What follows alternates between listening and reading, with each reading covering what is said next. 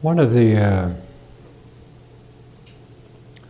problems in communicating this this action to people, to you, to people that I speak with,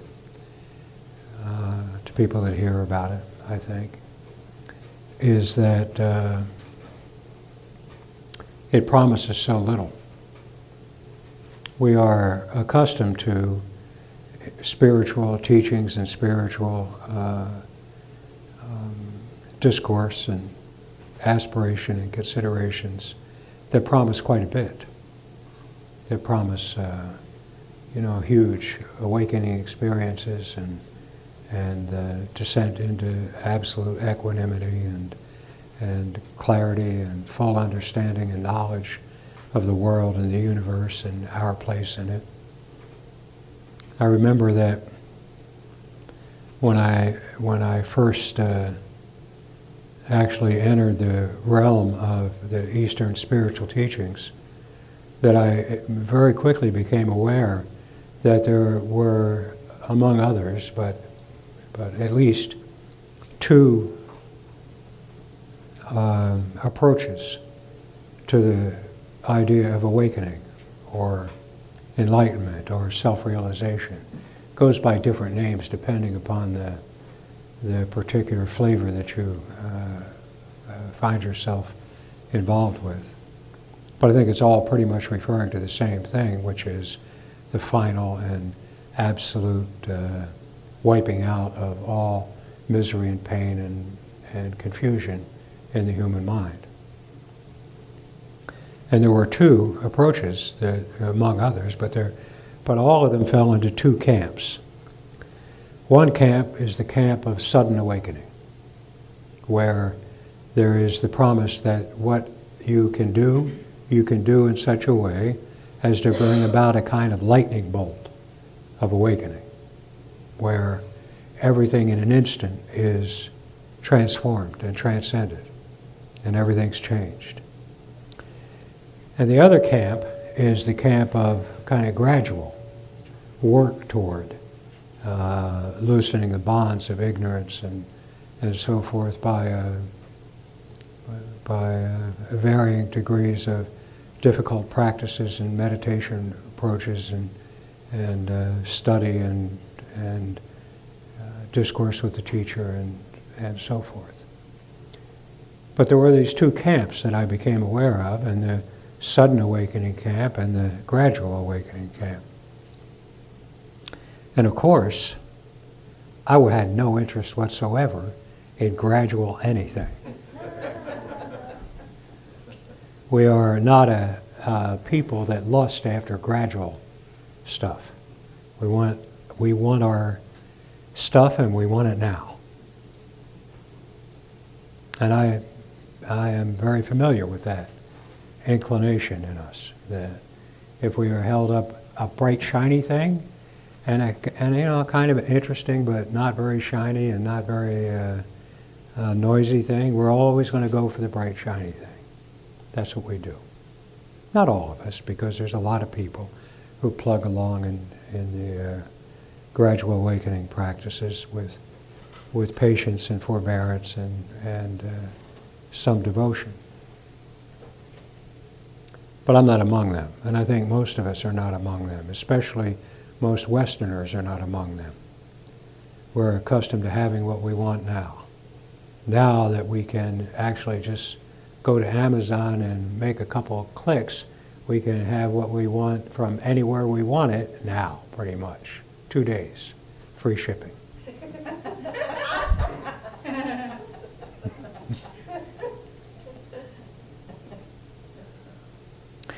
And I have to say that this approach falls into neither camp, but it feels like the gradual camp.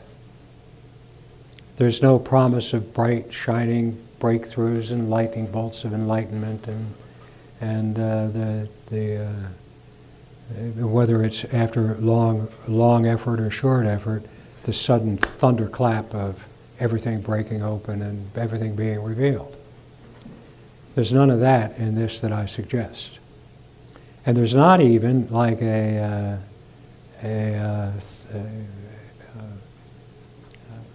carefully constructed program whereby we can expect that by going through stages of the path, we will eventually come to the point where we will be finished with what we're trying to do and everything will be all right.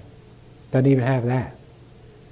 Can't say, okay, this is what's going to happen. You're going to do this, and this is going to happen. You're going to do that, and the next thing is going to happen, and so forth and so on, because the truth is that I don't have a clue how this will unfold in your own life, in your own mind. I've watched over the years, and I see no basis for thinking that that's in any way predictable at all. These lives, these minds, these persona, apparatuses of persona are absolutely unique. There are certain classes of personality that are that you can see to be the case in most people. You can see that most people are this kind of character or that kind of character or another kind of character, whatever system you bring to bear to try to analyze that, whether it's psychological systems or Enneagram systems or any of that, astrology even. It's clear that there are a small set of character types into which pretty much everybody fits into one. And that might give us a sense that there's a commonality of sensibility around the human race, but there isn't.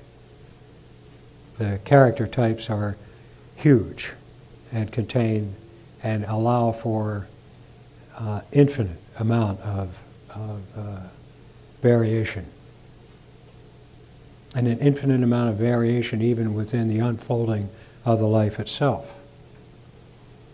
So it is really plain to me that every human creature is actually unique, actually uncopyable. The forces and circumstance and contexts that shape the character in detail are idiosyncratic, entirely idiosyncratic, and are not repeatable.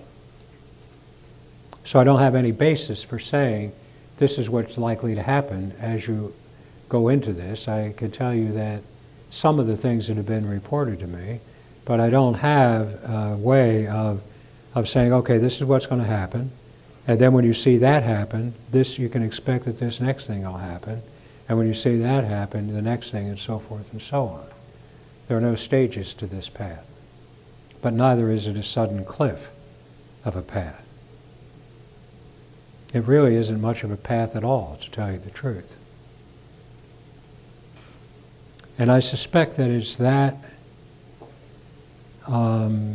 characteristic of it that makes it very difficult to communicate with people and makes it very difficult for people who are just kind of flying by the website or flying by the whatever they fly by to say, oh, right, that's what I want.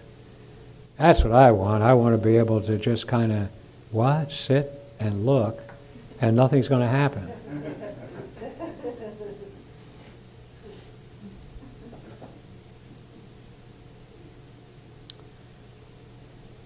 I even suspect, and I've suspected this for some time, that a large number of the teachers from bygone days have kind of intentionally pumped things up in order to get people's attention.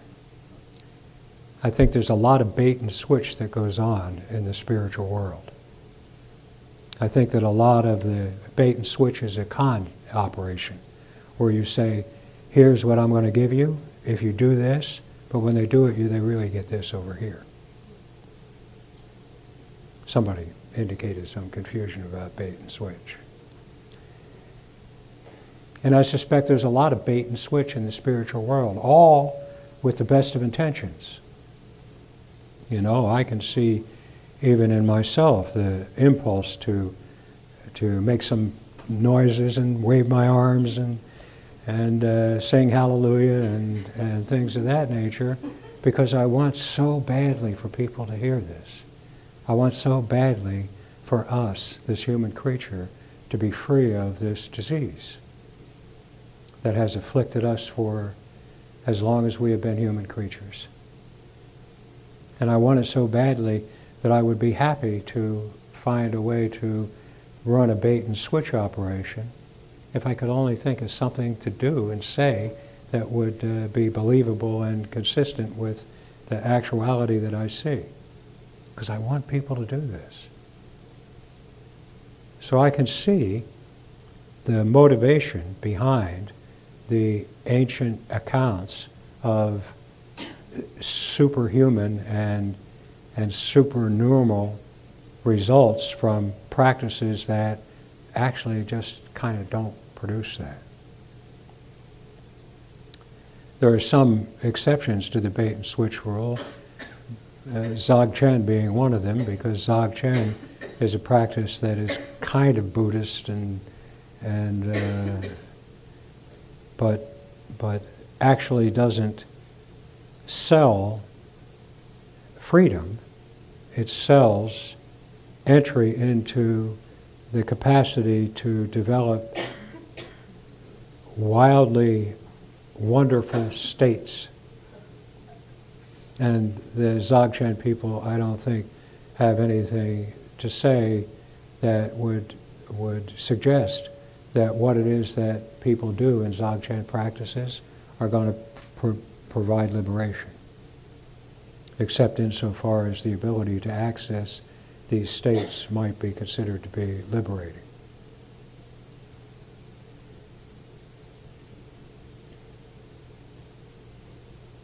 So and now that I have kind of completely turned my back on using the spiritual vernacular and the spiritual domain to support what it is that I offer, I'm really out here on a limb with nothing to offer. Just saying. I think that when you approach this work, that it is, and the reason I speak about this is because I think that as you approach this work, it's useful to have some sense of the context in which it appears and what it does not promise and what it is not and what it will never be. There is a deep inclination among all of us, and you know, when I speak about these inclinations and these things, I speak about them because I have personal experience with them, not because I think that that's why you're wrong or what you're doing wrong or anything like that. Because I know from my own history and my own history of desire and aspiration and so forth, how insidious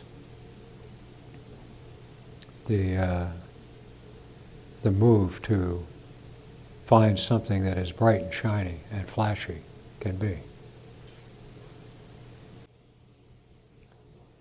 So I think that it's useful for anybody who approaches this work to be really sane and sober about what to expect. You're not going to get, in this work, you're not going to get what is promised in many of the spiritual practices and offerings that are in the world today and that have been in the world forever. I don't know of any way to give you that. What this work will give you is your own life, unadorned and unpolluted with the disease of the fear and hatred of life. It will not make gods of you unless we are already gods.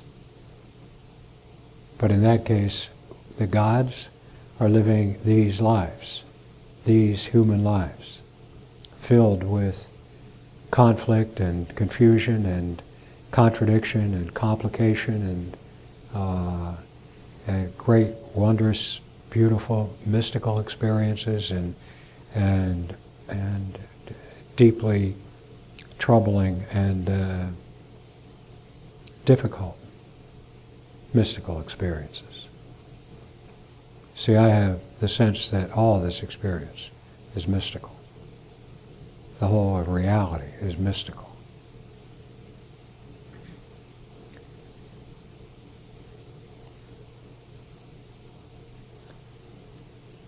I think it's very important to have a sane and rational expectation as to what's going to come of this. Very important.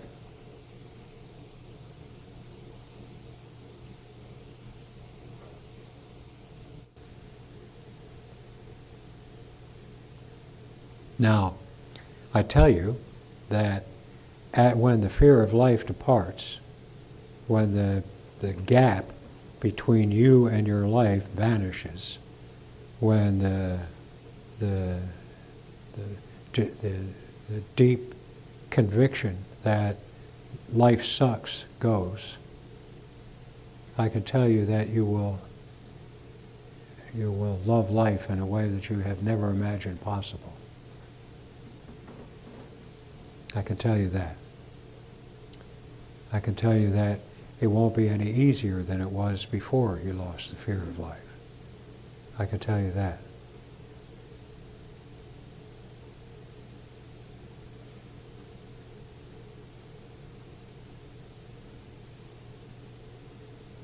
But you won't know everything.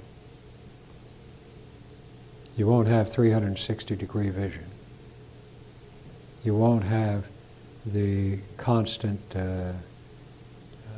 awareness of the entire cosmos present in you, except insofar as it already is.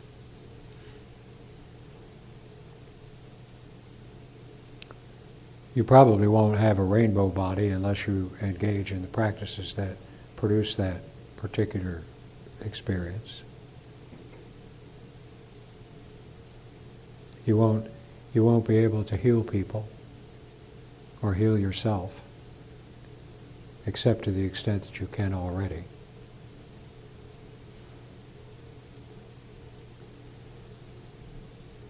And you won't be able to save people with the touch of your hand or with a word correctly stated. The world will not suddenly turn into a smooth, easy ride with no trouble, no problems, no difficulties, no confusion. But what will happen is that you will never, under any circumstances, feel threatened by any of that. You may get sick, and the threat of disease and death may be very real, but you won't feel threatened by that.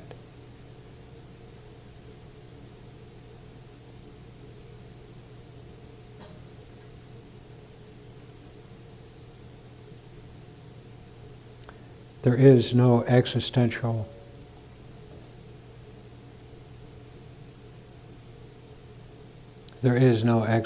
threat anywhere to be found.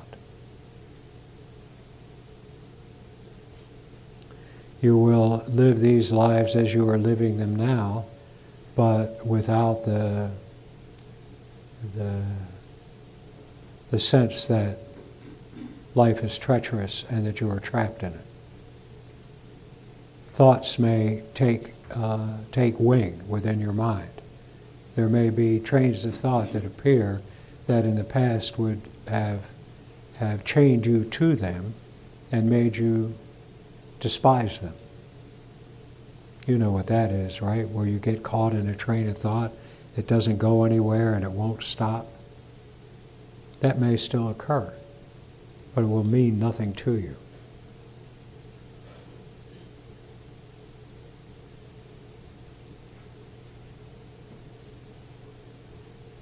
You'll see the sun on the trees and the green and the beautiful colors and so forth, and they will not take on some majestic and mystical significance.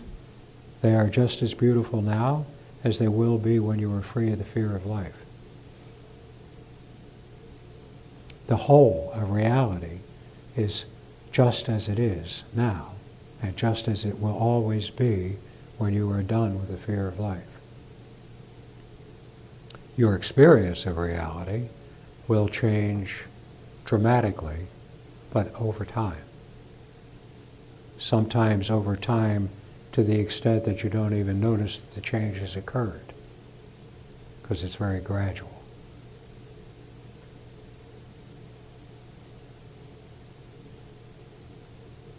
It may take some time before you even notice that things are different.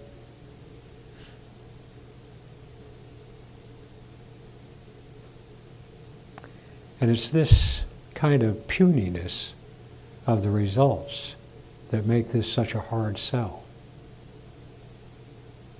Except for one thing, and that's that ever effective technique of bait and switch. Except it's not exactly bait and switch, but I tell you that if I could do anything to make you do it, I would do it. But I tell you that all you have to do is look at you. Just that. Nothing more. And you will be free. I know that it is the case that you are always free, but I also know that it's not true either. You're not free when you're bound by the fear of life. No matter how the metaphysical reality may be true, that you are never bound.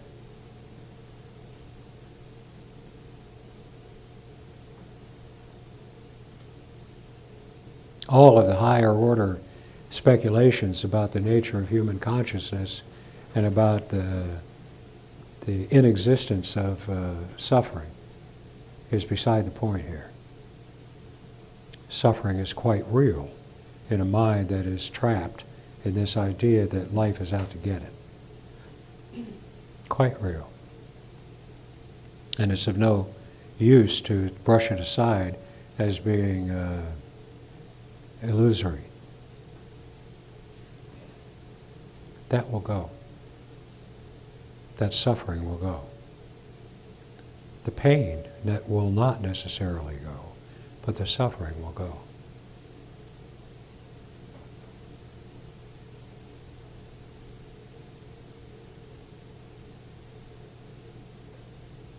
You won't suddenly become the Buddha, free of conflict, free of negative reactions to the speech and actions of your fellow human beings. You will find yourself, as always, capable of instant and negative reaction to things that people do. You'll find yourself, as always, capable of the rising inclination to brush aside points of view and people and the way they look at things that you disagree with.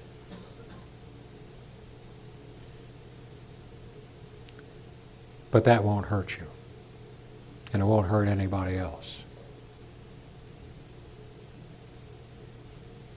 In time, many of the negative characteristics that now constitute a good part of your persona, many of those negative characteristics will fall away because they will have lost the foundation for their existence. Not because you have come to understand them or see through them or find some state in which they don't appear, but because they will have lost the foundation for their existence. They just go. So far as I can tell, there is no end to this. There is no end point where it's all over with. And you can say, oh, I don't have to look or do anything anymore. We are here to see. That's the only thing we are here for. If we have a purpose in these lives, It is to see, to look, to experience reality.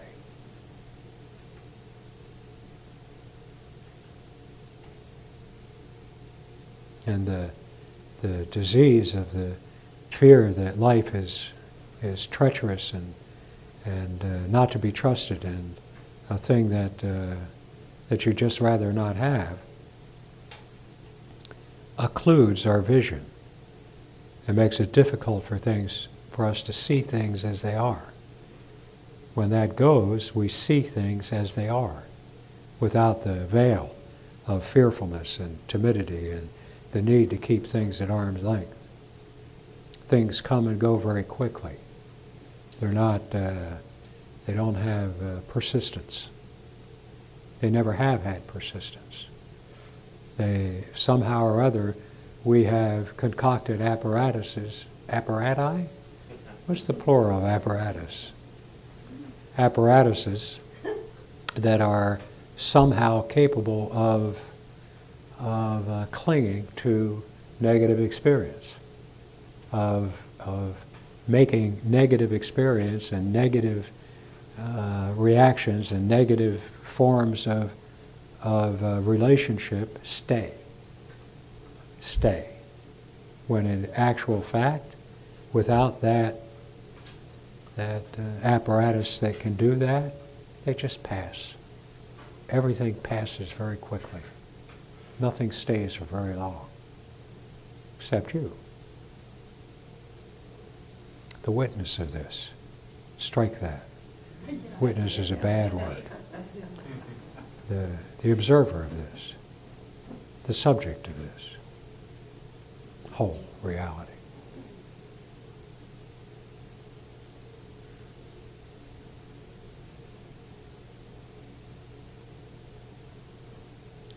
So there's nothing really to gain here. There's nothing that will come to you that is not already present. There's nothing that will depart from you that was not already on its way out anyway. There's nothing that you can gain from this at all. Nothing. You lose one thing: the fear of life, the hatred of life, the self-hatred. You lose that. And it goes. And it's gone usually before you know it's gone, because the effects of it are still in play. The apparatus, the habitual reactions, all of that are still in play. So the cause of them can go before you even know it's gone. It may take some time before you notice the change, because the change is only something that has vanished.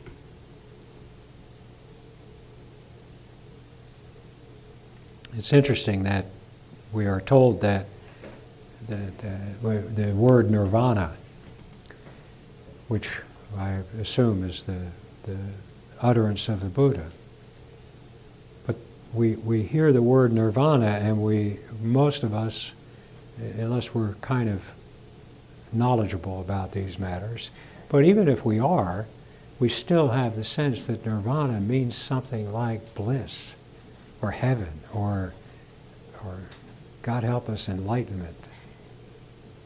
But nirvana means snuffing out. And even when we hear that, we are so invested in the idea that the problem has something to do with the way I am, that what we assume is that what's snuffed out is ego, which isn't even anything other than I. But what's snuffed out is the fear, the trepidation, the self-loathing, all of that, the fear. That's what's snuffed out. This little murmur of fear. Not organic fear. Organic fear, the fear of the organism, is perfectly natural and perfectly safe and perfectly useful. It comes in an event, seems to be threatening to the organism, and as soon as that threat passes, it goes. It's not that fear that goes. That's part of being human. That's a feature, not a bug. It's what keeps us from being run over by trucks. But this murmuring, existential angst, this murmuring sense that something's still wrong, something I have to get, something I have to get rid of, something I have to do, something I have to learn, something I have to be, that goes. Snuffed out. Not a big drama, just snuffed out.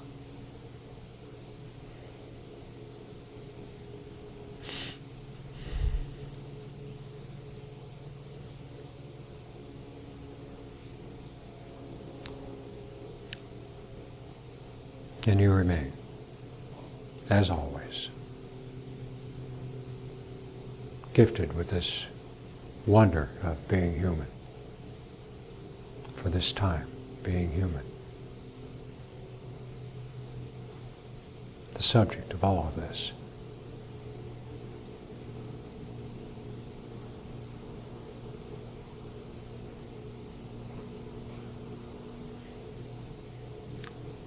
Okay, I think that's all I wanted to say this morning.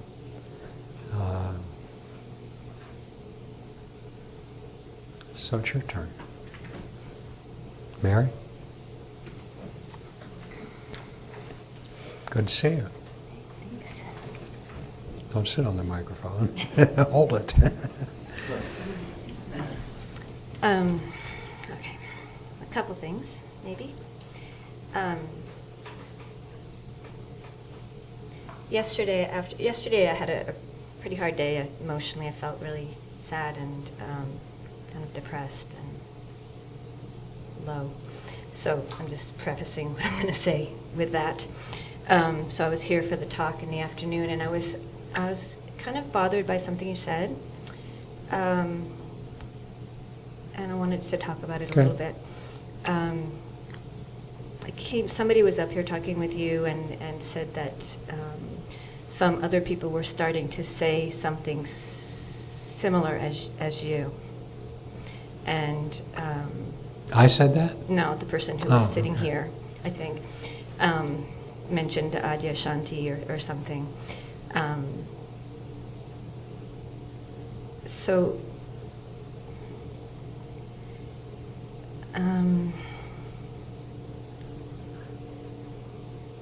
well, this was my thought. I think what you're saying is new, it's different. I agree with that. But I also think it's possible that sometimes these kind of new things may spread in ways other than through this kind of a setting. So it could be that other people, whether they're spiritual teachers or scientists or whatever, may start to stumble upon the same thing, because sometimes things happen that way. Pray God. Huh? I said, pray God it's so. I think that's possible. Yeah. So that was my worry. I felt a little worried that because you're very strong on this is new and no one's saying it. No, I didn't say this is me. Not me. I I didn't say said me. that what I'm speaking of is different than anybody I've heard. Yes. That's what I said. Right. And that's what I maintain to be the case. And it's not different in the sense of the whole way in which reality is described and talked about and so forth, right? It's different in the fact that I tell you what I don't think anybody else tells you. And if they do, that's fine. I'm happy if everybody says the same thing. But listen, I tell you what I don't think anybody else tells you, which is that nothing that's happening in your life is a problem. None of your confusion is a problem. None of your ignorance is a problem. None of your resistance is a problem. None of your clinging is a problem. None of your false ideas is a problem. That all of that is beside the point. That that's effect and not a cause of anything. And that's the when I hear people speak in that way, I will say hallelujah, but I haven't heard anyone speak like that. Yeah. Okay. I mean, I'm not. I don't disagree. I think what That's you're saying. all I'm saying. I haven't heard anyone say what you're saying either. Right. But I hope that if people did start to If perhaps they- use if they different words, but somehow stumble upon that this looking at Yeah. yourself is the key, I that watch you would for be that. thrilled rather than... I will be thrilled. Yeah. I watch for that, believe me. Okay. In fact, just because of that, because I have this sense that it seems like this is something that might actually be appearing elsewhere, I actually subscribe to a whole bunch of spiritual newsletters and spiritual stuff, and I keep an eye out. and Yeah. I keep an eye out. I don't read them all, right? But I glance at them Yeah. from time to time, Yeah. because I do want to be informed as to what's happening in this realm.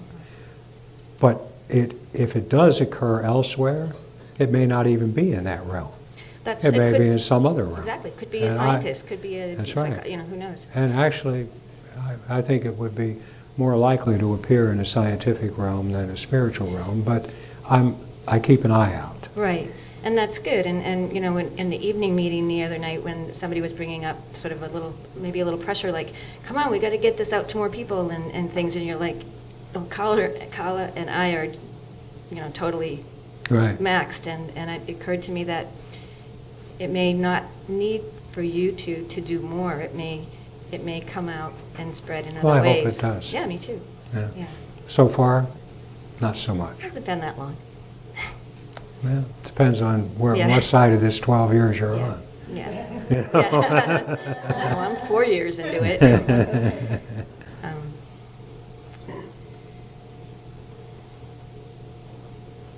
I guess the other thing I wanted to say, sort of along the lines of your pointing out all the things that this work doesn't make happen.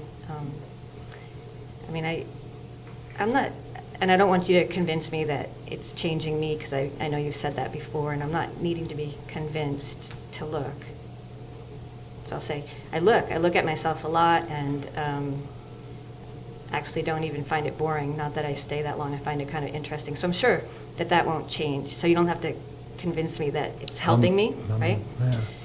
But I'm not sure it's helping me. I guess I just wanted to say that. It's okay. And I don't, I don't care. I'm still drawn to this, obviously. I keep showing up, and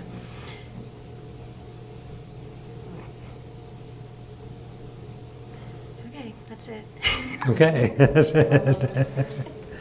Just keep showing up. I will. I really don't have, and this is the reason why, even when it came up yesterday, I said, no, I don't want to talk about that. Because I'm not in competition with anybody. There's no, I would be really, really happy if this would just be all over with. It really is not. I'd be very happy to just kind of sit home, actually. And there's certainly nothing special about me. How it happened that I stumbled on this, this is a great mystery to me. What it speaks to is that there's no justice in the world.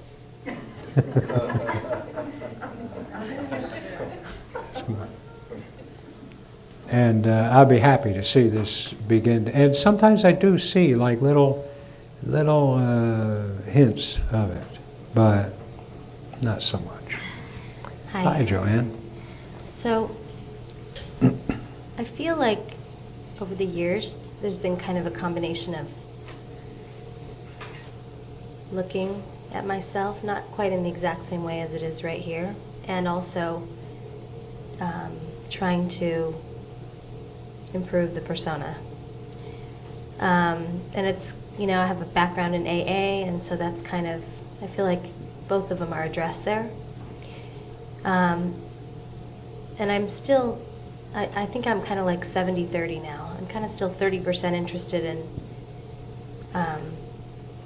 For improving the persona. Right. But let me say something about that. Okay. Right? There's nothing wrong with wanting to improve the persona. Okay. That's not the problem. Okay. The problem isn't the effort to improve the persona. And it wouldn't be uncommon in a lot of spiritual circles to say that is the problem. But that's not the problem. It's perfectly natural, I mean, that's why we go to school, that's why we learn to read, that's why we do all the things we do. That's part of being human, is improving your face, your interface with the universe. But when we are trying to improve this personality in order to free ourselves from the underlying problem of being human, that's a false trail. Got it. And it generally leads to more misery and more denial and all the techniques that we use to keep at bay the sense that life is about to swallow me up. Once that problem, once that disease goes, you actually can become much more skillful at improving the persona. Okay. Really. And some of the techniques and practices and so forth that are present in the realm, in the domain of spiritual aspiration actually can be used to good effect, Mm-hmm. because their limitations are clear, and the limited effect they can have are clear to you, and they're no longer, your last best hope to save yourself from this horrible life. And everything, you become more skillful at everything, everything you try to do.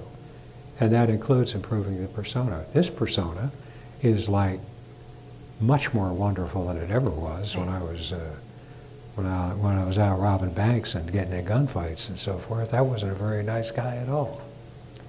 And some of that has been done deliberately.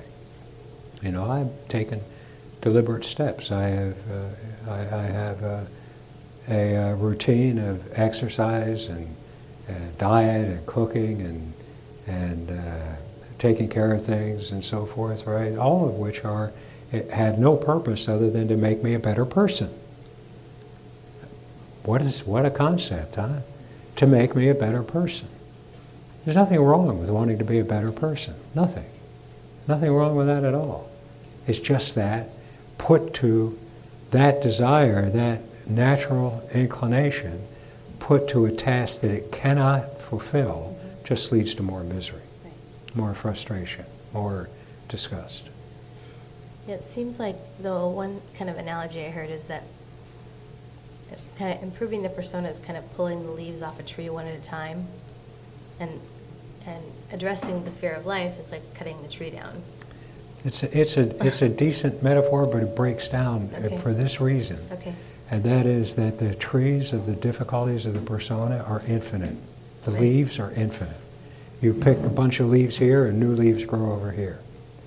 It's like, I've talked to people about neti, which is a practice of, believe it or not, within the rubric of self-inquiry. Right? It was what Ramana's mother engaged in all the time, constantly.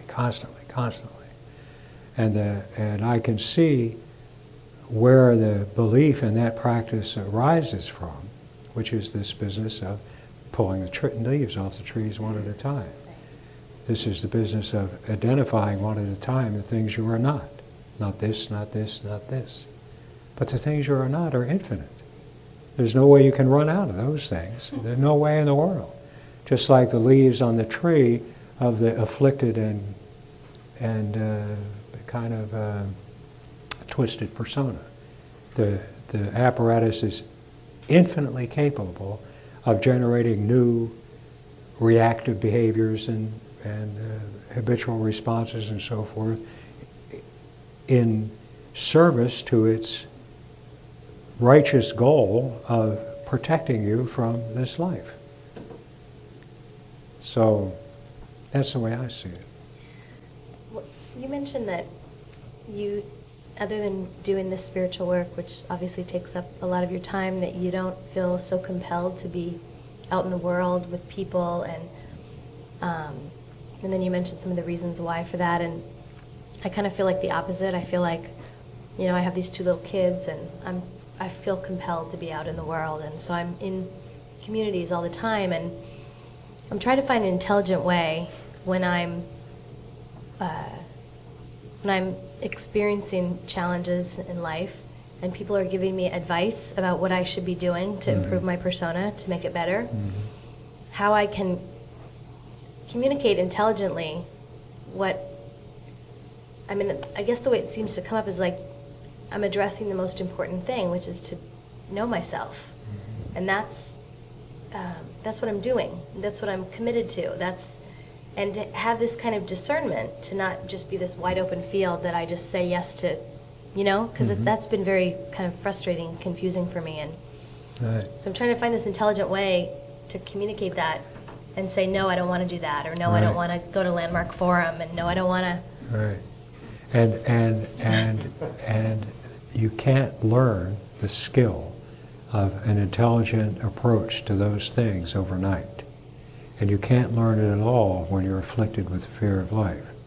But you can learn intelligent ways to relate and respond to people and their pressures and suggestions to you. But that takes time, and it takes practice, which is nothing. Nothing comes for nothing. You never get anything for nothing. You get this intelligence. You develop this intelligence by trying to exercise it and seeing what happens, and then changing your approach to fit what you've seen to happen. Just like everything else, it's just the normal skillfulness of human life, which we have very little acquaintance with because we're so distracted by all the really important things, like how am I going to get out of this terrible life? I can even feel the fear arising when I say no to things that people are suggesting to me. Mm-hmm. This fear that, like, I'm making a mistake, or Yeah, right. I'm not availing myself to something that, Right. yeah, I can even feel that, like, it doesn't. It can't hurt you. It really can't. And there's nothing that you can do there are things you can do, but in the kind of thing you're talking about, there's nothing you can do that you can't undo. You really don't have to be afraid of these things. Like you just keep your eyes open and see what happens, and you may discover you were wrong. And if you're wrong, then you change course. Mm-hmm. But you can only speak from what you see to be the case in this moment. So, and you may not be able to do it well, just because of a lifetime of, like all of us, a lifetime of being distracted by all of this craziness in me.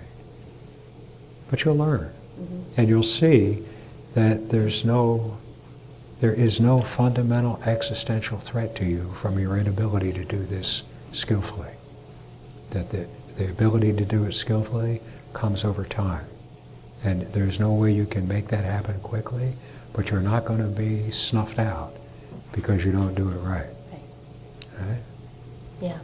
As I was about 2 weeks ago, I can't remember what was happening, but I got this thing, and it was like, just let yourself know what you know. That's it. Just let yourself know what you know. And it just kept repeating. And as I was driving home last night after our meeting, it came back. Just let yourself know what you know. That's yourself. Right. That's right. That's right. And That's it was like, oh my God, just, yeah, it was, Yeah. okay, thank you. And interestingly, what one of the greatest fears is, in my experience, in my own experience? One of the greatest fears is the fear that I will lose fear. It's like turning our back on humanity.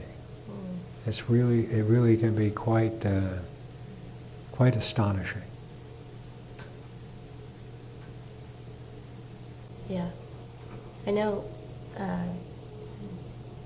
for big periods of my life, I thought I didn't really have any fears. Because I compared myself to like other people, and like especially mothers. Mothers tend to be a very fearful lot. And I just with good reason. I seem to maybe take in a different path. I had home births, and I didn't vaccinate my kids, and I just seem to be not a very afraid mother. I'm not seeing child molesters behind every bush. I'm just not thinking about that kind of thing. I don't read the newspaper or magazines, and I just... That's why. So you haven't been affected by this mass media fear machine, which is constantly bombarding us. I mean, I've homeschooled my kids, and I've kind of unschooled them, no curriculum, and really free, and it feels kind of weird sometimes but But in terms of the fear, it's like sometimes when I'm around certain groups of people and I don't seem to be afraid about what they're afraid about, I feel kind of left out in Yeah, a sure. weird way. Yeah, and it almost feels like you're doing Yeah. something wrong. Yeah, like there's something wrong. That's what I mean. Yeah, it feels like, damn, what? I should be scared, shouldn't I? Yeah. Yeah, so I was appreciating that. Okay, so good to be with you. Thank you. You stick with this Okay. and be easy on yourself.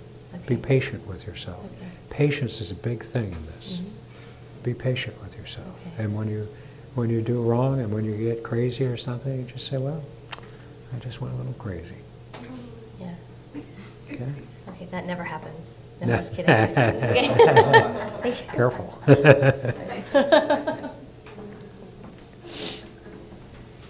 I remember, I mean, and this, of course, is not what Joanne was talking about, but I'm going to talk about it anyway. I remember, having a philosophical bent to this mind. I've always had kind of a philosophical bent to my mind, which was one of the many strategies that I deployed to try to persuade myself that I was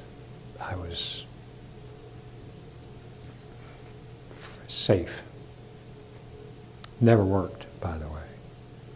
But one of the things that really struck me deeply in the beginning in my life was this feeling that to make this move is to kind of relinquish my humanity. Because it's in the nature of humanity to be conflicted and deeply confused and striving for this and striving for that. And that if to make this move is kind of turning my back on humanity, the whole thing, and God, and the saints and the sages and the teachings and the whole thing, that it was making some fundamental sinful move. But luckily, it was too late for me to do anything about it. But it came to me as a really big thing, really like, oh my God, what have I done? What's going on here? I'm not human anymore. But the truth is, I am human in a way that I have never been human in my life. I am fully human. Fully human. Anybody else? Sasha?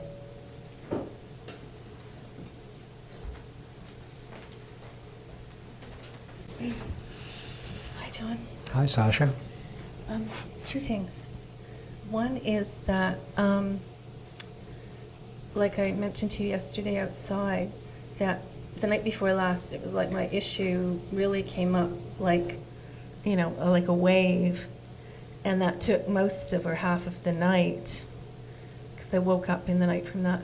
And I realized what it really is like fear of survival and desire for somebody to be different from how they are. Yeah. Desire and desire for justice, which is correlated, to that. Desire for justice is a very cruel desire. And I realized, like, if I drop those desires, because first of all, this person is not going to be any different, because he's never shown any sign of it for years. And I was just deluded when I was a child, lied to,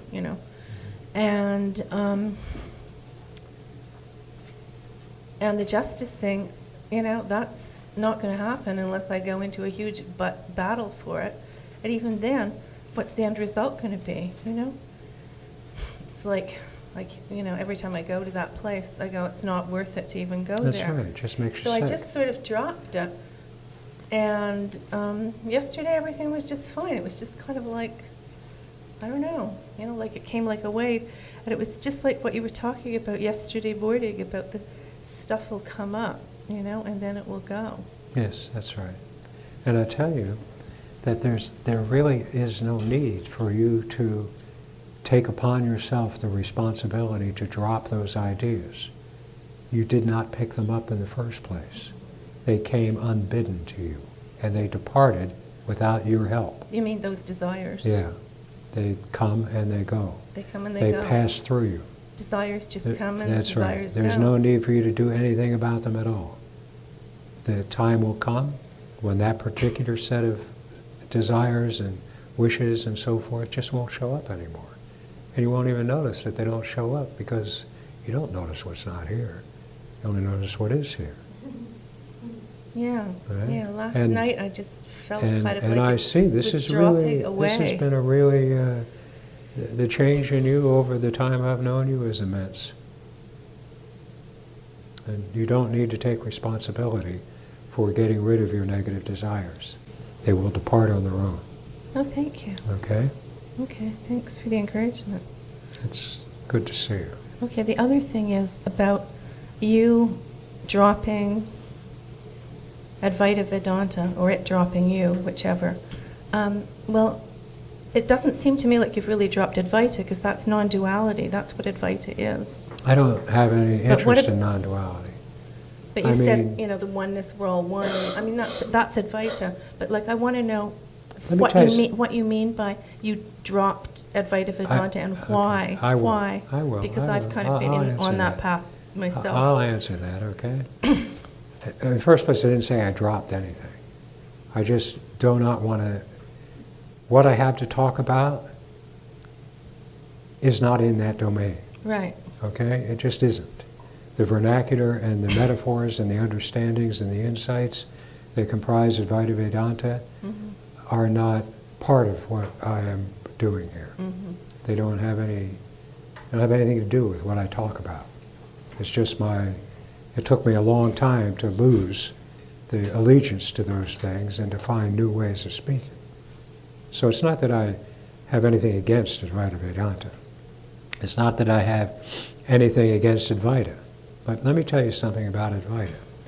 Advaita is actually kind of a technical, sort of religious concept. At the time when the Upanishads were being written, which was over a long period of time, 2,000 years ago, more than that, 5,000 years ago. At the time that the Upanishads were being written, the Upanishads are referred to as Vedanta, the end of the Vedas, which means the culmination of the teachings that are found in the religious works that comprise the Vedas. Okay? In the course of and this took, the Upanishads were developed over a long period of time. And in the course of the development of the Upanishads, a duality appeared, right? And that duality was that there were those who said that it was absolutely the case that God and the human soul were separate. They were two. And there were those who said that the human soul is God. That's Advaita. Dvaita, God and the human soul are separate. Advaita, the A, just like in English, negates that. The duality. It negates the duality. It says, no, God, the soul is a God. God and the soul are one. Now, there has been a long period of development from that initial seed of Advaita, okay?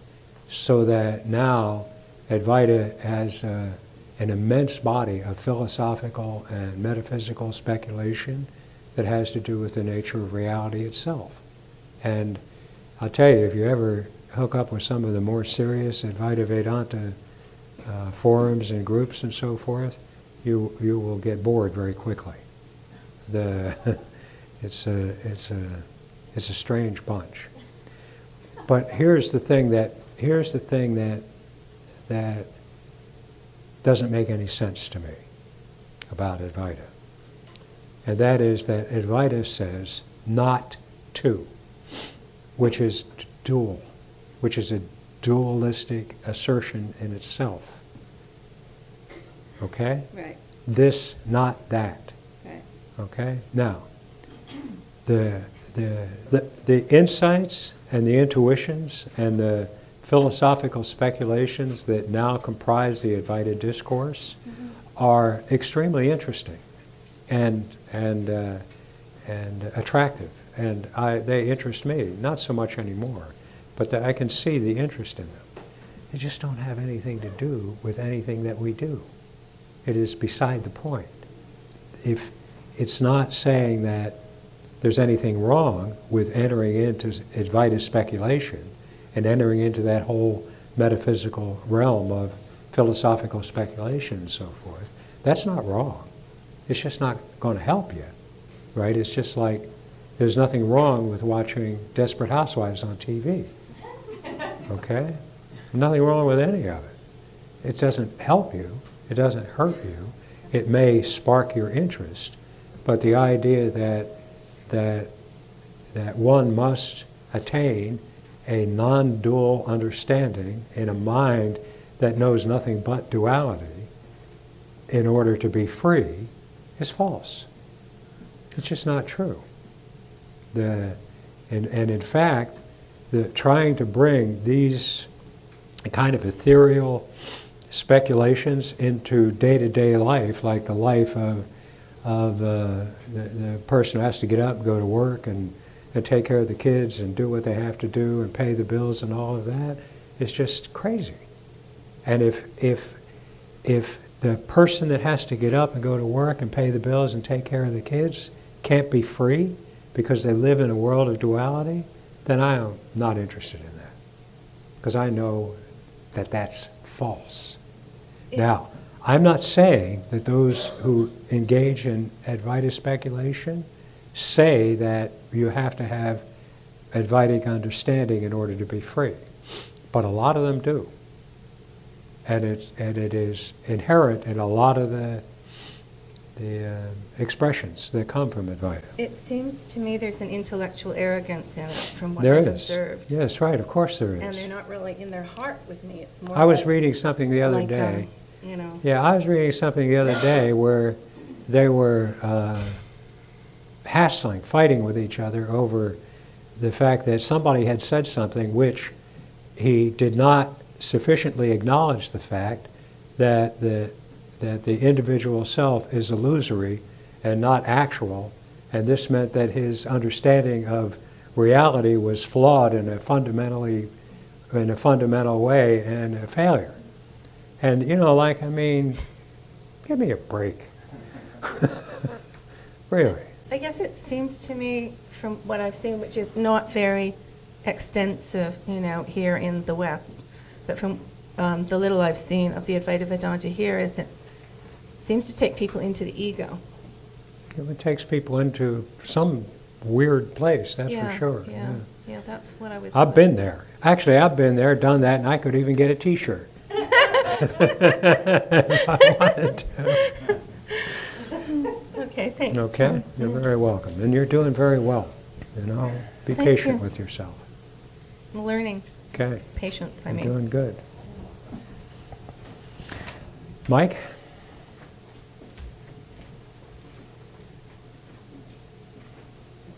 I'm not, really, this is one of the reasons why I have, for 12 years, and or at least almost that, until when I started seeing the irrelevance of the whole satsang domain to what I saw to be the case. I have not wanted to say anything that says I don't want anything to do with that, or that even implies that, or even can make somebody think that I'm against it or opposed to it. And that's why, because that's not what I'm about. I'm not about trying to tell you what's wrong with everything that everybody else says. I don't care what everybody else says. I'm not trying to tell you that what these teachers and what these people say is wrong or bad or will cause you harm or anything of the kind. All I am saying is that looking at you, so far as I can tell, is the only thing that works. And if you do this and you free yourself of the fear of life and you retain an interest in Advaita speculation, you will become much smarter than you were when you were trying to get it as a way of getting free of the misery of being human. You can, anybody who wants to do anything is perfectly capable of doing anything they want to do without being harmed by it once the sphere goes. And there's nothing wrong with any of it. Not even anything wrong with the bait and switch. Really, it's just what we do. The human creature is complicated. And so there. I heard you almost got locked out last night, but somehow broke in, right? I did break in. My car was just small enough to drive on the walk lane. It locked me out of the campground. Must be staying in the same place we are. Casino. Exactly the same thing. It's funny they lock you out, but I've been thinking a lot about this, what you've been saying all week, and relating my own life experience to it. Well, and just listening to you just now, I was really grateful that I don't know anything about Advaita.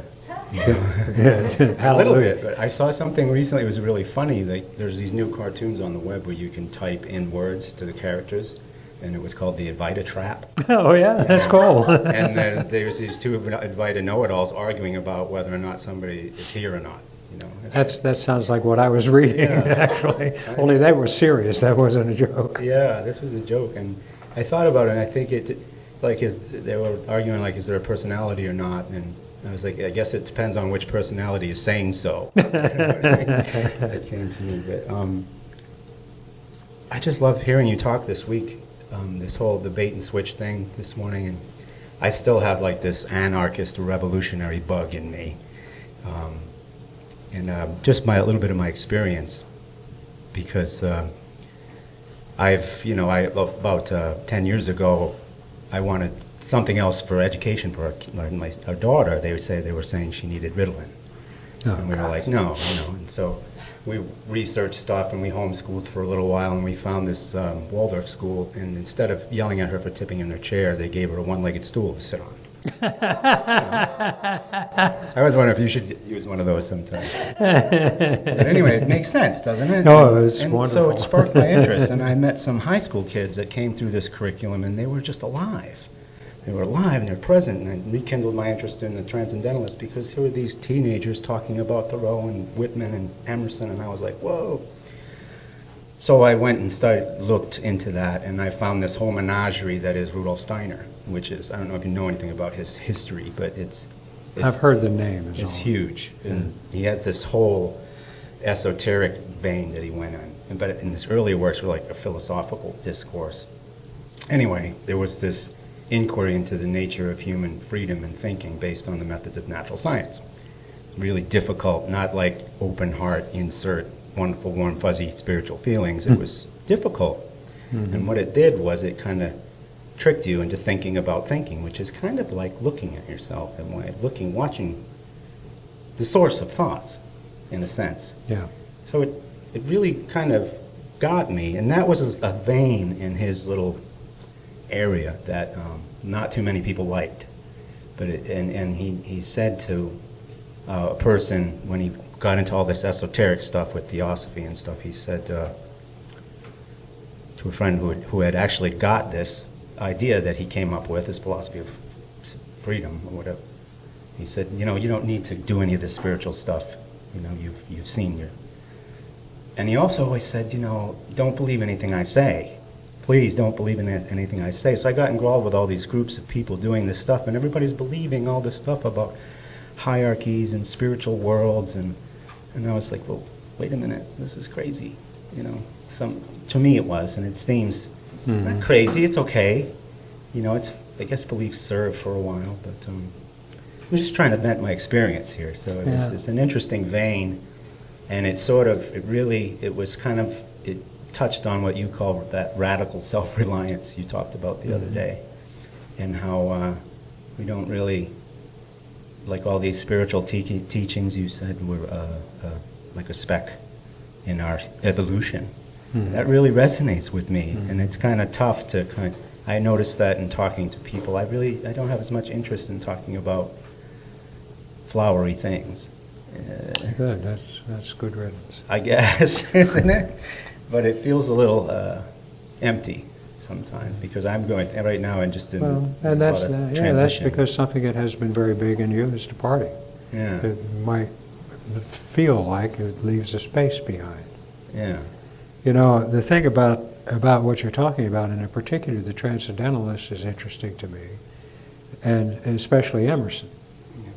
Now, what I see to be the case for the whole of the human effort to free itself from ignorance and fear is that throughout you see flashes of insight that are stunningly clear and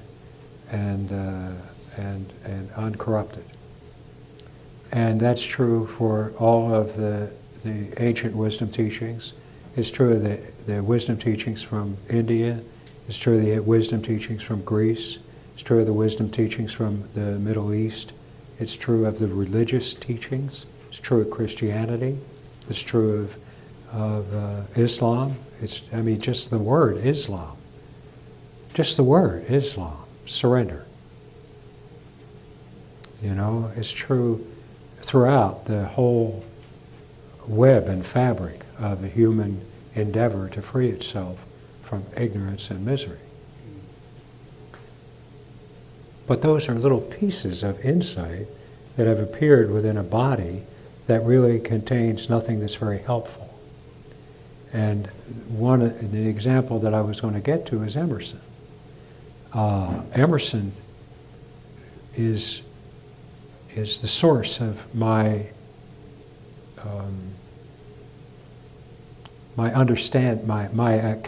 ability to recognize that what I'm speaking of has to do with radical self-reliance. It's from Emerson that I learned that. Now, I would have still known what I was doing, but I wouldn't have understood it in a rational kind of way, in a cognitive kind of way, were it not for the fact of having read Emerson about the absolute requirement that you rely on your own experience, that you are in this by yourself, and you must do this by yourself, and you shouldn't turn to God or any human being for confirmation of your own insight and understanding. But the rest of Emerson, and that's pretty much the core of Emerson's, but the rest of Emerson is kind of murky and very difficult to make any sense of at all. And the same with Thoreau, and the same with all of them, the Transcendentalists. There are things in it that are arresting because they catch your attention and they resonate with your own experience of what things are and how things are, like Emerson and the need for radical self-reliance, right? But it occurs in a body of confusion that is of very little use to us. So when I speak about that, I'm not speaking about, my view of all of this is that we are in this together. We have always been in this together. We have from the very beginning been trying to see what's true, what's real, trying to rid ourselves of ignorance and stupidity from the very beginning. As far back as you can look, we've been trying to do this. And the fact that we have taken so long, but it really isn't so long. It's only long in the context of the span of the presence of Homo sapiens on the planet, and which of course might die an early death. But it's not so long, and it's because it's like a finite number of generations, right? And and we all start out with nothing except the fear. We all start out with no transmission of anything clear except the fear. And we all try to do something to deal with the fear, to relate to the fear, to make it go away, to obey its seeming instructions as to how we should live our lives. And as we grow older and we get more experience and more education from what others of us have been doing, we all try to add to that by saying something different, saying something new about it. And that incremental work is what leads to here. It's not like this has just appeared out of nowhere. It has appeared in this life as a culmination of a long period, long percentage of the life being devoted to finding some way to solve the human problem once and for all. And has been informed and enriched and nourished by all of the stuff that I did, by all of the philosophy that I read, by all of the religions that I flirted with, right? It isn't like a departure, like, oh, we got to throw away the whole of human history. Well, most of what we've done hasn't worked, and we can see that and see the value that it does have in the fact that it has led to this, right? Without driving ourselves crazy, and without falling into the trap of thinking that because these things are venerated, they are venerable. You know.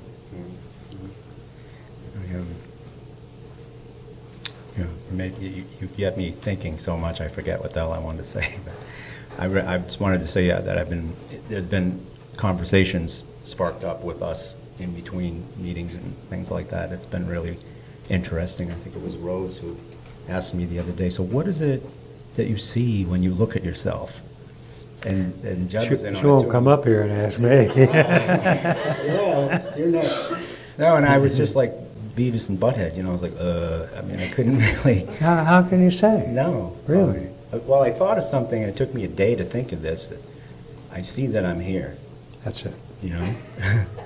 What else can you say about that? And that's the subtlety of what's different is just so sweet. It's not like anything, like you say, has been added.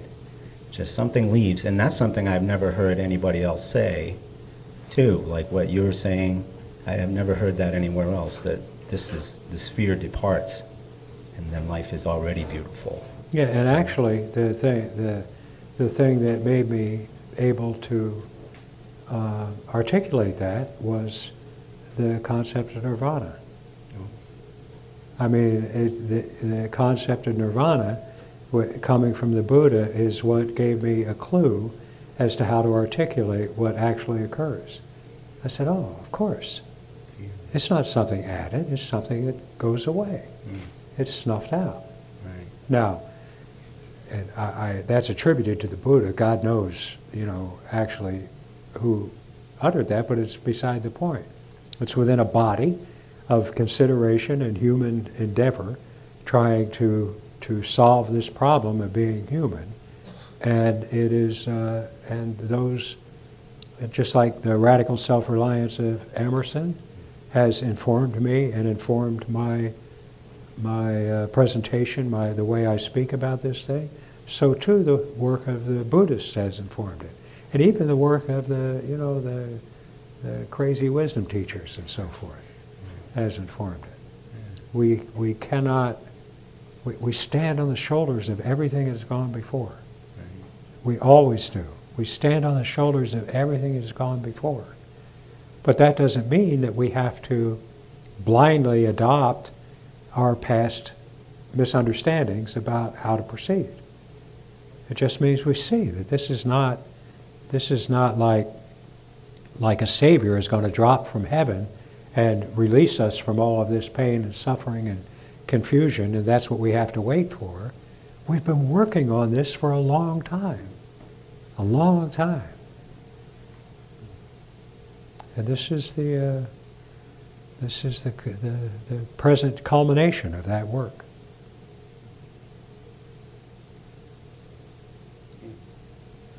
Okay, my mind is flat.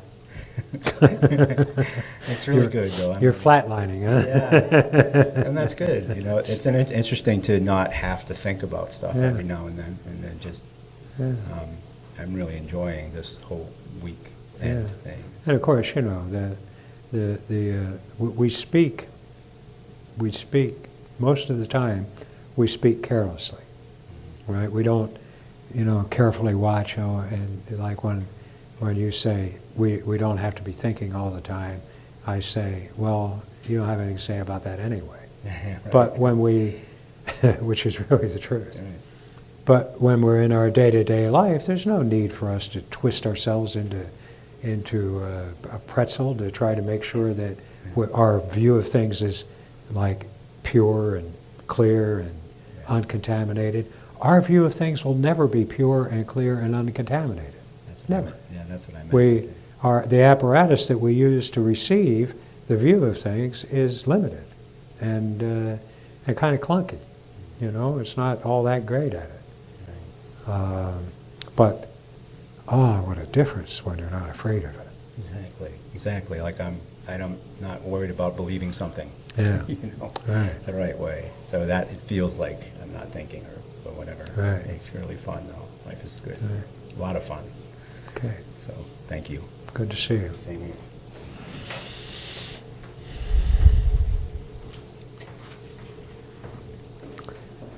Anybody else?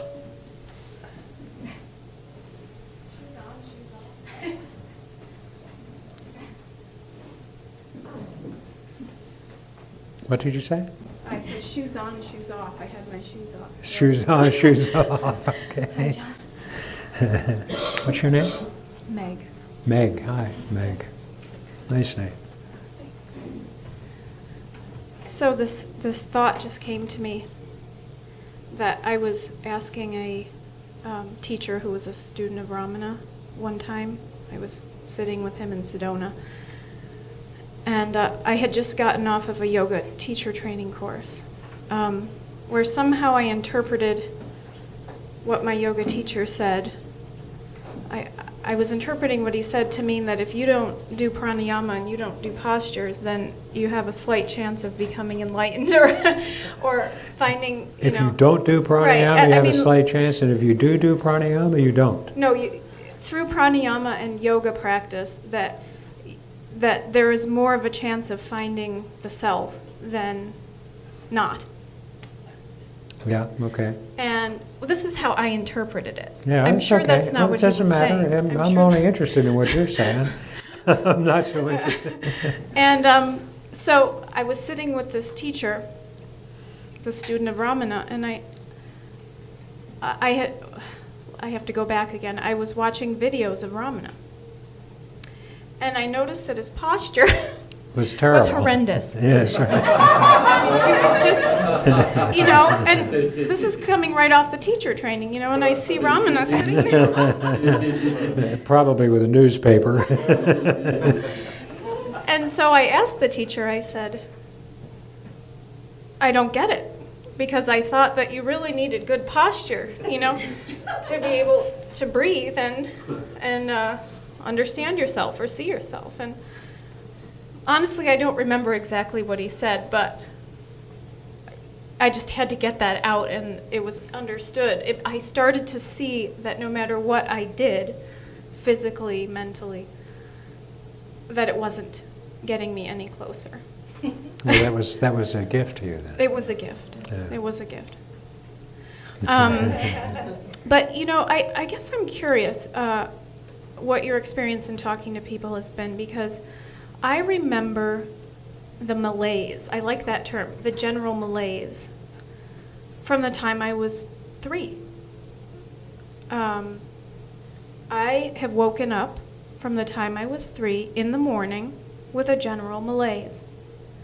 That's what I'm talking about. Yeah, but I was aware of It can it. be called malaise. Well, yeah, you are aware of it. Yeah. Usually, as you grow older, Mm-hmm. that your awareness of it dulls because it's not a very big thing, Uh-huh. and because everything else calls your attention. Uh-huh. It's not like it doesn't identify itself as being the problem. Mm. It's just one of the things that, you wake up and so it doesn't identify itself as being the villain that needs to be expunged, right? It's just a thing that's going on underneath everything else. And since it's not a very big thing, as we grow older, we become, first of all, accustomed to it, and we're accustomed to the fact that it's not going to really do anything to us because it's there and it just does what it does. And malaise is one word, angst is another, a kind of an existential angst, and fearfulness is another. And but they're all pointing to the same thing. And so, Well, I just want to thank you for, it's like I've all of a sudden heard that I'm okay. No, really. I mean, really. Because I thought I was different. Uh-huh. I mean, I'm sure we've all felt that, but I Yeah. thought I was really messed up for Yeah. waking up with this. And just the way that you separate, in discussing it, you separate the I persona don't mind separation. from that. Separation is a feature, it's not a bug. Okay, so yeah, the separation for me between the persona and that, and then this underlying angst, malaise, I'm just so thrilled that I can see that it's a human condition now. Ah, that's good. And that I've always had compassion. When you talked the other day about how, because I'm very much like all of us, where I go out into a crowd and I've gotten crazy inside. Yeah. Or I go to a party and I just can't handle it, you know? But for you to phrase that as compassion changes the whole, Yes, it does, it doesn't it? just changes the whole context for Yeah. me.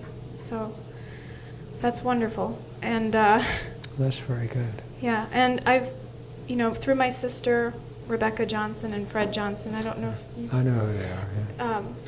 we found you online, and so I guess for about a year and a half, we've been watching you frequently, and a lot has shifted in this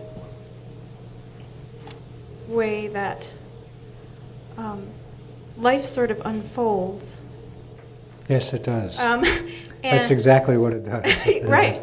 And I'm noticing just how, you know, my dog, I witnessed my dog being killed this summer.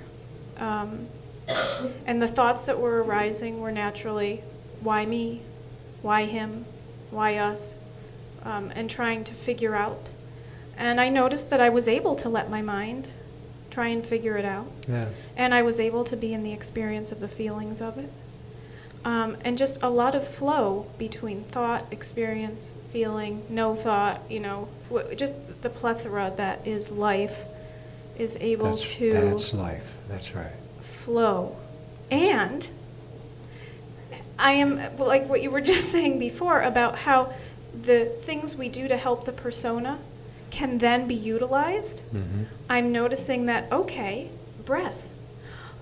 You know, I'm a yoga teacher. I can Breath, see yeah. now that, oh, breath helps. And Yes. it's okay, you know, and that Right. I don't have to throw the baby out with the bathwater, That's which is right. what I That's was doing. it. That's in it. this, in a lot of the spiritual studies I did, I would go flip-flop between, oh, just throw out all that stuff. I don't need to worry about what I eat. I don't need to worry about my breath. To understanding it's okay to take care of myself and still, Yeah, it's you know, be a it's spiritual being. it's being human. A being, Really, yeah. it's being human. You're being human. And that's what humans do. They take care of themselves as best they can. They do the right thing as best they can. They are skillful in relating to one another as best they can. Every human being on this planet, every human being on this planet, everyone is doing the best they can. That's the truth. And what happens is that when the fear, which corrupts and distorts everything and kind of paralyzes us and makes us unskillful, when the fear is gone, the best we can is much better than it used to be.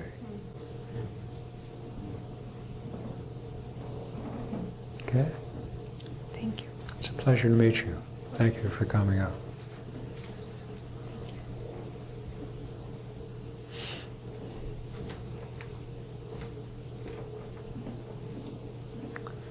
Ramana was, my relationship with Ramana, I'm going to just say a few words on that because there might be some confusion around it, because I certainly have been confused about it myself for a very long time, and which is why I seldom really get into talking about Ramana. I had the insight that I have been trying for all these years to articulate in a process of trying to find out first and then do what Ramana was suggesting that we do. I came upon that project at the end of the collapse of my enlightenment, and I was quite desperate, and I turned to Ramana after having turned away from him because he was too simple. I turned to Ramana because he was different, because there was something about him that didn't fit into the whole crowd of spiritual teachers from India. But what I was trying to do, I was trying to figure out what it was that he was actually asking us to do, because actually Ramana talks about pranayama too. But Ramana also obviously was not a practitioner of pranayama. But he talks about it, and he explains the value of it and the way in which it can serve the search for liberation, right?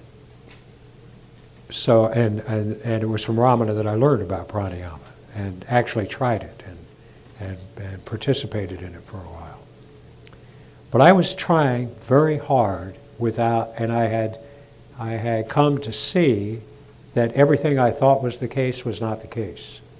That the whole basis of my enlightenment was a false premise. And that I didn't know what was wrong, and I didn't know what was false, and I didn't know what was true. But it seemed to me that Ramana was suggesting something really, really simple, if only I could figure out what it was. And it turned out that asking who am I didn't do anything for me. It just wasn't, it did not lead me to the direct contact with my actual nature that I think was Ramana's intent. So I tried, and I had no problem in being stupid with it. But it wasn't like I was a devotee or a student of Ramana's. Ramana was just the fall guy for me. He was the one that I was going to see through to the end and most likely discover that it was all crap. That's what I expected would be the outcome. But it was in the process of trying to do that this insight came to me that I have been trying to speak about for this entire retreat and for the last 12 years. So I have a very warm spot in my heart for Ramana Maharshi. But I don't see him any different, I think, than he saw himself. I don't see him as God or a saint or some kind of ethereal, realized being that has departed from being human.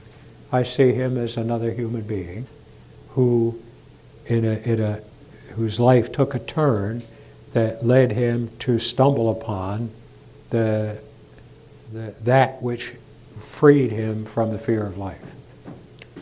And the way, and that he tried, just as I have tried, to articulate what had happened to him and what it meant and how people could follow his example and free themselves.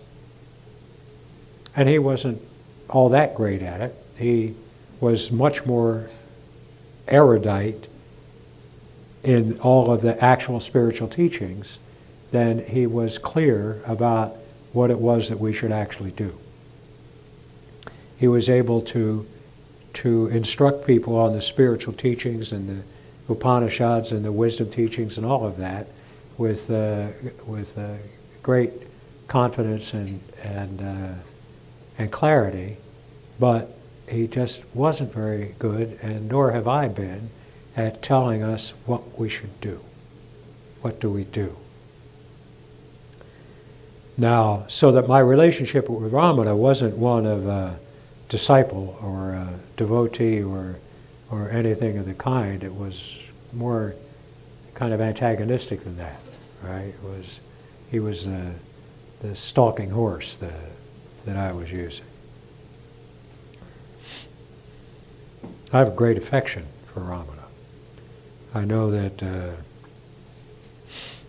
and later I came to see, and Ramana is just like everybody else. There's this thing that Ramana brought to us that, taken by itself, is astonishing and not at all what one would expect. But it appears in a body of discourse and articulation and so forth that's also full of just kind of irrelevant stuff and stuff that is of no help whatsoever. Similarly, the other kind of contemporary Indian sage that I have great regard for is Nisargadatta. But not as a guru, but as a human being. Nisargadatta, and in fact Nisargadatta came much closer to telling us what we should do, I think, directly than Ramana did. Nisargadatta, like Ramana, had no teacher. Ramana had no teacher.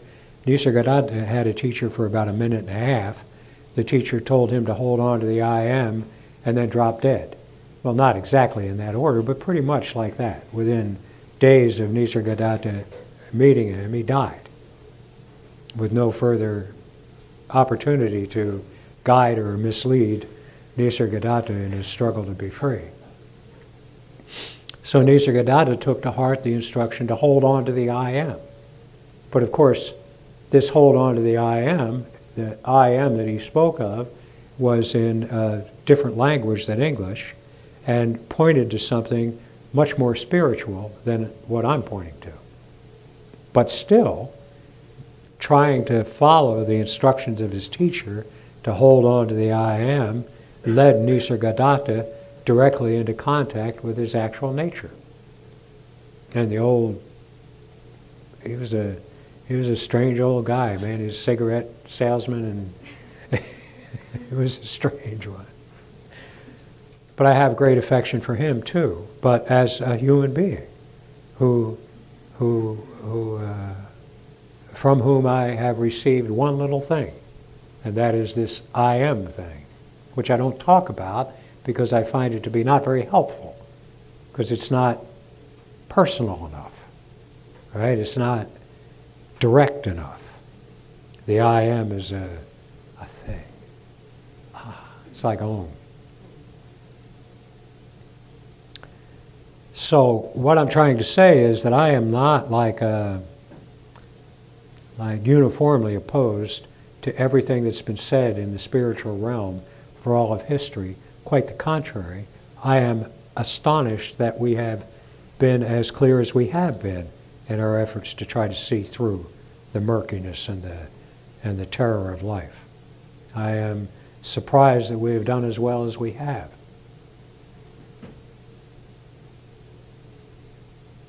But it's much more fruitful to look upon these endeavors, the spiritual endeavors, the religious endeavors, all of those endeavors, as human activities, rather than to look at them as something that must be revered in some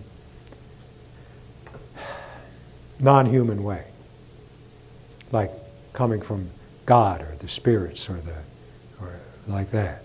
These were human beings. The writers of the Upanishads were human beings. The writers of the Vedas before them were human beings. The Greeks were human beings.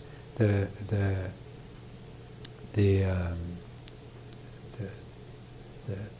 Islamic mystics were human beings, trying to see through the fog, trying to find a way out, trying to be helpful, and passing on to us a vast body of things to do that have no real fundamental effect on our problem, but just are fun things to do, like whirling and chanting and meditating and pranayama and all of those things.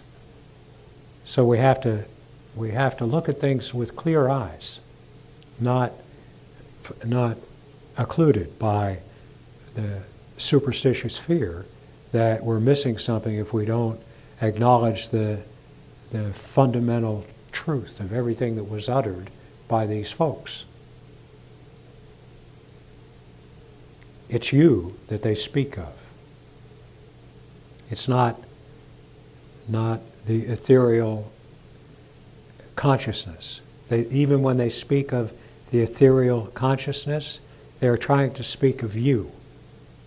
It's you that they speak to. It's you who are responsible for your own life. It's you that's responsible for your own relationship to your own life.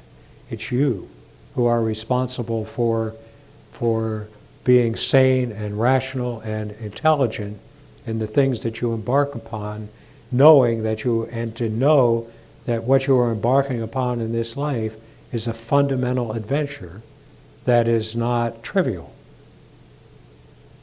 And we trivialize our individual lives when we bow down to what we imagine to be the utterance of God coming through human form. It's you. It's your life. It's your life that's at stake here. It's your life that can be filled with confusion and false starts and false ideas and failures and denial of failure and deflection of failure and lying to yourself. It's you that do that. It's not the circumstances that do that. It's you. And it's you that can see clearly whether what's being suggested to you makes sense or not. Whether what's being suggested to you is believable and worth trying and worth seeing through to the end. It's all you. It really is all about you. So it seems to me that this is what I speak of when I speak about self-reliance. You must see that you are alone here. That doesn't preclude the idea that you are not alone. But you are alone here. When you come face to face with the fundamental problem of your life, you are alone. No one can help you. No one. If you come face to face with the possibility that there is this simple act that I cannot describe and cannot tell you how to do, if you become convinced that that may be the case, it's up to you alone to find a way to do it. It's up to you. And it's not, and no amount of encouragement, no amount of, oh, everything's going to be all right and everything's going to be fine, it'll all turn out right in the end, which of course I say, is going to help you here. You are alone. You are alone in this life. And you must act for yourself. You must try to develop your capacity for discernment yourself. And you must look at you, yourself. Not the self, but yourself. And if you do that, everything absolutely will turn out right. But not in any way that is recognizable from the standpoint of trying to find enlightenment and self-realization. Not anything that's recognizable from the standpoint of trying to find liberation from the misery of being human. But everything will turn out perfectly if you do this. If you just have enough confidence in me and what I tell you to try it.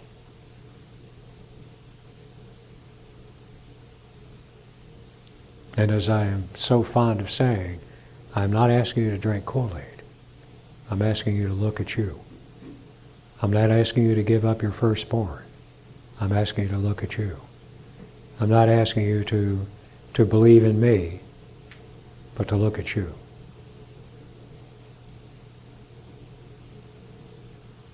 I'm not asking you to find yourself. You're not lost. You're here.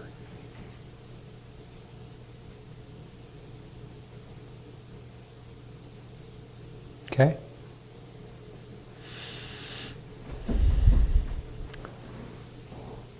Auf Wiedersehen.